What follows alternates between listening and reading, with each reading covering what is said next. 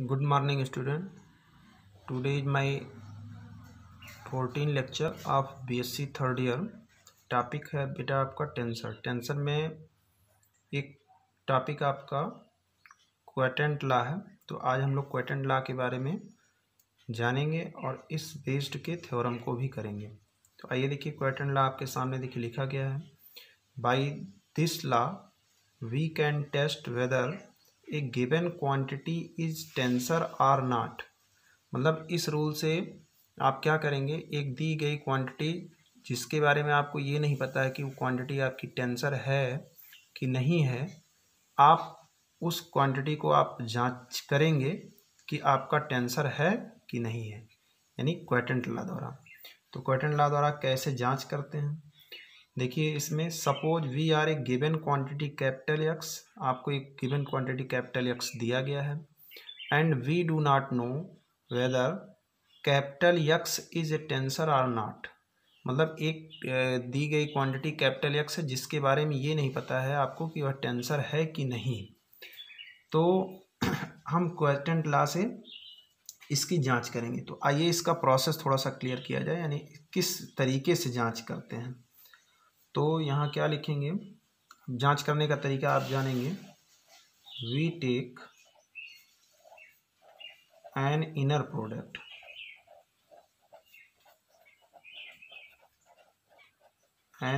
Product of capital X with arbitrary tensor.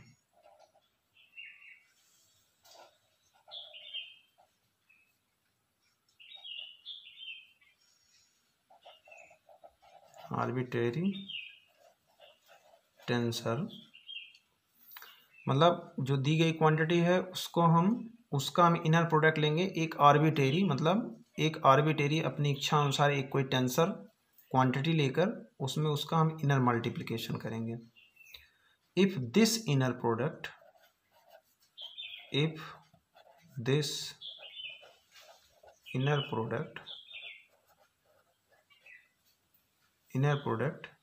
is a tensor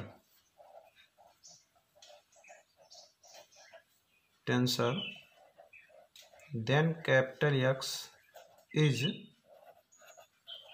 also a tensor and this is quotient law.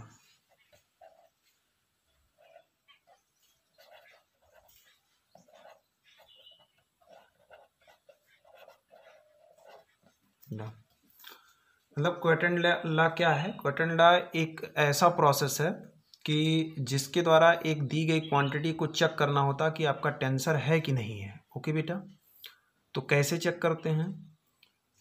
Suppose that मान लीजिए इसमें देखिए example के को देकर मतलब आपको समझाया गया है कि इसमें मान लीजिए कोई एक क्वांटिटी आपके पास कैपिटल एक्स है जिसके बारे में आपको ये नहीं पता है कि ये आपका टेंसर है कि नहीं है.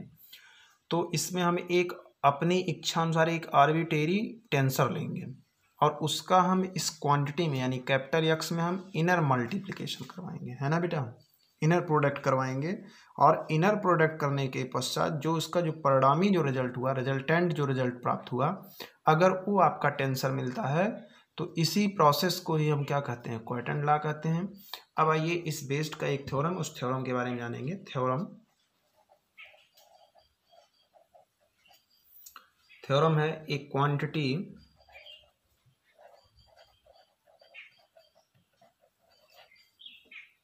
which are inner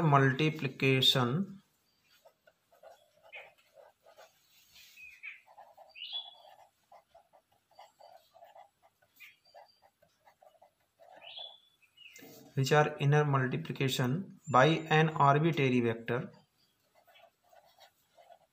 and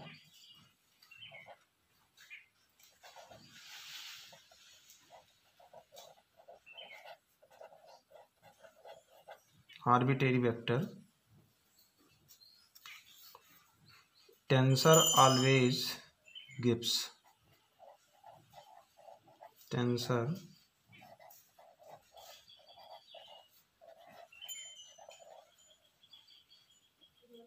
gives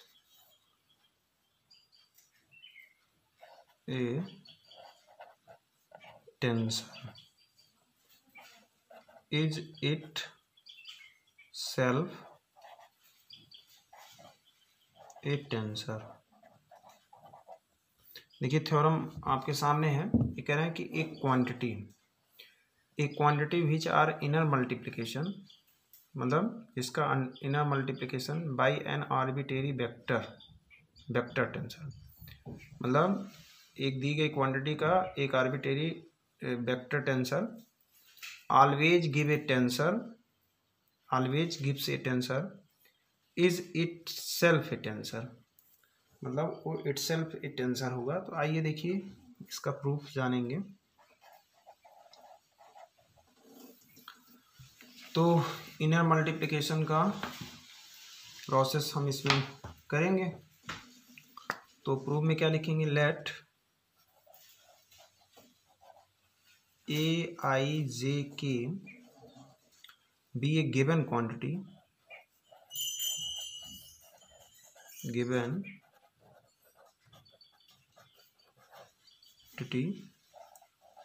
and let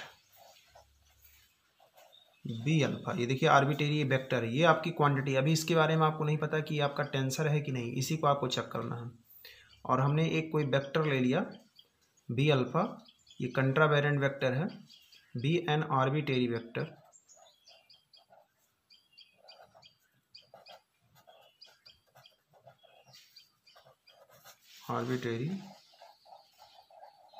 मतलब हमने कोई एक आर्बिट्रेरी वेक्टर लिया बाई क्वांटिटी, हाँ एक हमने आर्बिट्रेरी वेक्टर कितना लिया बी अल्फा, है ना। तो अब यहाँ by quotient law, quotient law भी कर सकते हैं, quotient law, we take the inner product,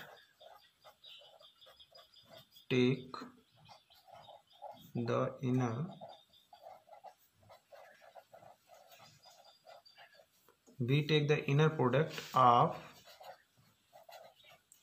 a bar I j k and b bar alpha followed by a contraction,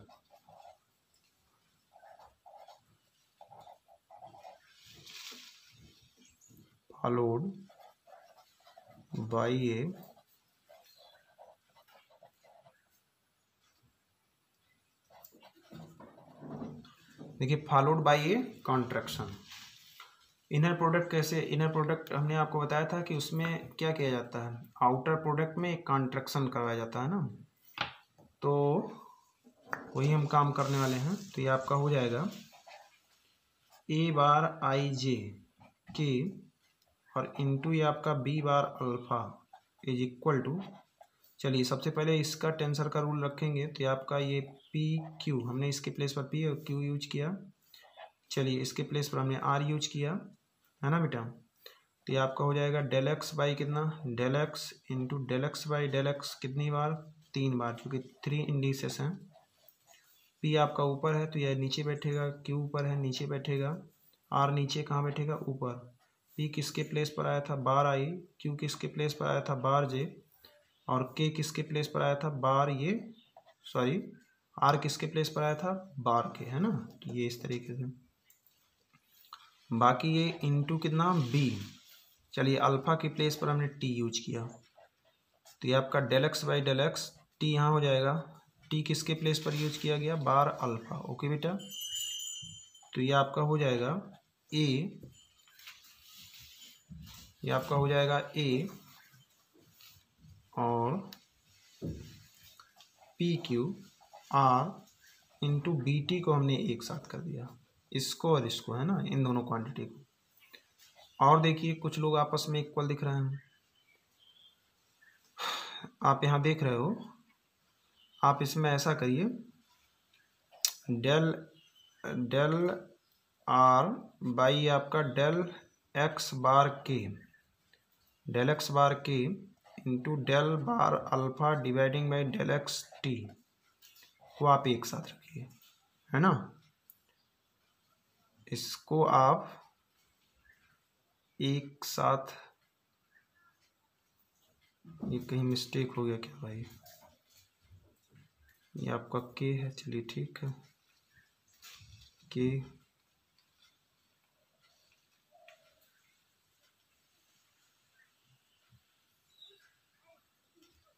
mistake हो गया, यहाँ से कॉन्ट्रैक्शन हम लोग करवा रहे हैं ना, ये देखिए ये आपका गलत हो गया। चलिए कॉन्ट्रैक्शन का मतलब क्या होता है, कॉन्ट्रैक्शन का मतलब ये होता है बेटा, जैसे इन दोनों में कॉन्ट्रैक्शन का मतलब क्या होता है, कॉन्ट्रैक्शन का मतलब ये होता है कि कंट्रावेरेंट और कोवेरेंट का एलिमेंट आपस में इक्वल होना चाहिए। तो देखिए कंट्रावेरेंट, ये आपका कोवेरेंट में बैठा है, ये आपका कंट्रा में है ना, तो ये दोनों सेम होने चाहिए।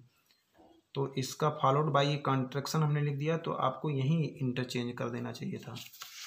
चलिए आइए करते हैं, तो ये आपका हो जाएगा ए बार आई जे। अब देखिए के है यहाँ अल्फा, तो इस के प्लेस पर हमने क्या यूज किया, अल्फा, है ना, यही हमने कॉन्ट्रैक्शन करवाया, है ना, क्योंकि एक कंट्रावेरेंट और एक कोवेरेंट का एलिमेंट आपस में इक्वल होना चाहिए, कॉन्ट्रैक्शन होता है। आप पिछले वीडियो में जाके देख लीजिए, बहुत कायदे से हमने समझाया है। इंटू ये आपका हो जाएगा B bar alpha is equal to, ये आपका ए पी क्यू, चलिए आर, तो ये आपका डेल एक्स बाई कितना, del x into del x by कितना, del x into del x by कितना, डेल एक्स। पी यहाँ बैठेगा, क्यू यहाँ रहेगा, आर ये आपका हो जाएगा। पी किसके प्लेस पर लिखा गया, बार आई, क्यू किसके प्लेस पर, बार जे, और ये किसके प्लेस पर, बार ये आपका अल्फा, इंटू ये आपका बी। चलिए अल्फा के प्लेस पर कोई एक नई क्वांटिटी आपको यूज करिए, चलिए हमने टी यूज कर लिया, तो ये आपका डेल एक्स बाई कितना, डेल एक्स, टी आप यहाँ रखेंगे बार, टी किसके प्लेस पर यूज किया गया, बार अल्फा। ओके बेटा, अब हम इन दोनों को एक साथ लिखेंगे, तो ये आपका हो जाएगा, ये आपका कितना हो जाएगा, ए पी क्यू, ये आपका आर इंटू ये आपका बी टी, है ना। अच्छा अब आप देख रहे हो, ये देखिए बार अल्फा, यहाँ देखिए बार अल्फा, ये दोनों क्वांटिटी देखिए, इसमें देखिए डेल एक्स बार अल्फा, यहाँ भी देखिए डेल एक्स बार अल्फा, तो इन दोनों को हम एक साथ लिखेंगे, तो ये आपका del x R by del x bar alpha into del x bar alpha by कितना, डेल एक्स टी। बहुत ही सावधानी से इसको करना, नहीं तो गलत हो जाएगा। बाकी ये दोनों बचे तो इसको एक साथ, तो ये आपका del x bar I by ये आपका del x P into del x bar J by ये आपका डेल एक्स क्यू। ओके बेटा, तो ये आपका हो जाएगा ए पी क्यू, ये आपका आर, ये आपका बी टी, ये देखिए ये हटा तो ये क्या बना, ये आपका बना डेल एक्स आर बाई ये आपका डेल एक्स टी। ओके बेटा, into del x bar I और बाई कितना, डेल एक्स ये आपका P into del x bar J by ये आपका डेल एक्स क्यू। ओके, चलिए फिर हम आगे बढ़ते हैं। तो इसके जस्ट बाद ये आपका हो जाएगा इज इक्वल टू, ये आपका ए पी क्यू, ये आपका आर, ये आपका बी टी, है ना। अब जरा बताइए क्या ये क्रांकर डेल्टा की प्रॉपर्टी से ये क्रांकर डेल्टा आर टी नहीं है, तो इसके प्लेस पर हम क्रांकर डेल्टा आर टी लिखेंगे, है ना, del x bar del x R by del x T के प्लेस पर क्रांकर डेल्टा आर टी, ये आपका del x bar I by del x P into del x bar J by ये आपका del x Q. आप यहीं बगल में दे देंगे, since we have del x R by del x T is equal to Kronecker delta ये आपका आर टी। ओके बेटा, अब यहाँ देखिए, अब आपको यहाँ से क्रांकर डेल्टा यहाँ से हटाना है, तो क्रांकर डेल्टा कैसे हटेगा, क्रांकर डेल्टा तभी हटेगा बेटा जब ये दोनों क्वांटिटी सेम हो जाए, क्योंकि इसका कंट्रा वेरेंट एलिमेंट और कोवेरेंट एलिमेंट इंडिसेस जब आपस में इक्वल हो जाता है, यानी अपर पोजीशन में जो इंडिसेस है और लोअर पोजीशन, जब ये दोनों सेम हो जाएंगे तब इसकी वैल्यू क्या होती है, 1 होती है, क्रांकर डेल्टा की प्रॉपर्टी से। तो अब ऐसे सिचुएशन में यहाँ आप देख रहे हो, यहाँ आप देख रहे हो डमी सफिक्स में, देखिए यहाँ टी है, तो इसका मतलब टी को अगर टी के प्लेस पर अगर आर रख दिया जाए तो आर आर इक्वल हो जाएगा। तो ये देखिए डमी में ही आया है, टी क्यों डमी में आया, चूंकि देखिए एक क्रॉस आ रहा है, डमी सफिक्स के बारे में हमने बताया था। तो यहाँ क्या लिखेंगे, replacing the dummy suffix replacing the dummy suffix t by r in above, है ना।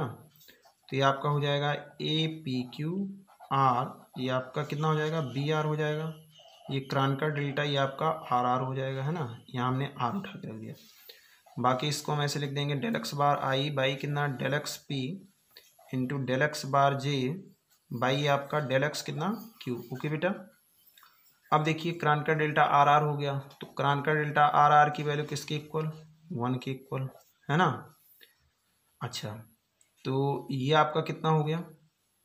हाँ, और इसके प्लेस पर आप क्या यूज कर सकते हो, क्योंकि यहाँ देखो आउटर प्रोडक्ट हम करवा रहे हैं। आउटर प्रोडक्ट में देखिए ये देखिए दोनों सेम है, तो इसका मतलब आउटर प्रोडक्ट के रूल से APQR इंटू BR की वैल्यू आप लिख सकते हो C, ये हट गया तो ये क्या बचा, केवल CPQ देगा, है ना। तो उस रूल से हम यहाँ लिख सकते हैं ये आपका CPQ, और ये क्वांटिटी आपकी 1 हो गई। ये आपका del x bar I by del x P into del x bar J by कितना डेल एक्स, ये आपका क्यू हो गया। ओके बेटा। अच्छा, और इधर देखिए LHS की कहानी क्या है। LHS की कहानी देखिए यहाँ थी, LHS में देखिए ये आपका है ना। तो ये चीज़ आपके पास है, तो एक बार इसको हम लिखते हैं। ये आपका A बार आई जे, ये आपका अल्फ़ा इंटू B बार अल्फ़ा है। तो यहाँ देखिए आउटर प्रोडक्ट का अगर रूल लगाएंगे तो A bar I J alpha into B bar alpha की वैल्यू क्या हो जाएगी। अब यहाँ देखिए अल्फ़ा अल्फ़ा इक्वल है, तो आउटर प्रोडक्ट डिफिनीशन से यहाँ बार है तो यहाँ बार हो जाएगा। बाकी यहाँ क्या बचा, ये बचा आपका आई जे, ये आपका C बार आई जे। तो इधर इसके प्लेस पर हम क्या लिखेंगे, C बार कितना आई जे। तो C बार आई जे की वैल्यू कितनी आई, ये आपका CPQ और into del x bar I by कितना del x P into del x bar J by ये आपका डेल एक्स क्यू। अब ज़रा देखिए, यानी लास्ट में आपको क्या मिला, लास्ट में आपको मिला C bar I J is equal to इतना मिला। अब जरा देखिए क्या ये टेंसर का रूल नहीं है, बोलिए भाई। C बार आई जे, आई के प्लेस पर P, Q के प्लेस पर सॉरी आई के प्लेस पर P, J के प्लेस पर Q। देखिए दो इंडिसेस हैं, इसका मतलब 2 बार del x by del x लिखा गया है। P देखिए क्रॉस नीचे है, Q देखिए क्रॉस नीचे है। P के प्लेस पर क्या है बार आई, Q के किसके प्लेस पर आया था बार जे। तो ये आपका टेंसर रूल है कि नहीं है। तो क्या यहाँ लिखेंगे, which is the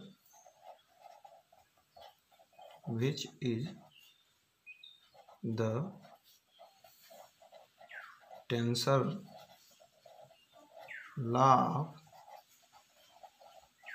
transformation, which is the tensor law of transformation, then therefore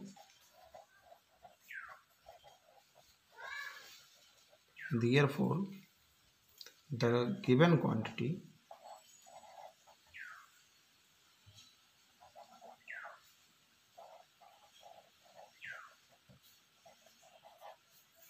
Aij k will be a tensor।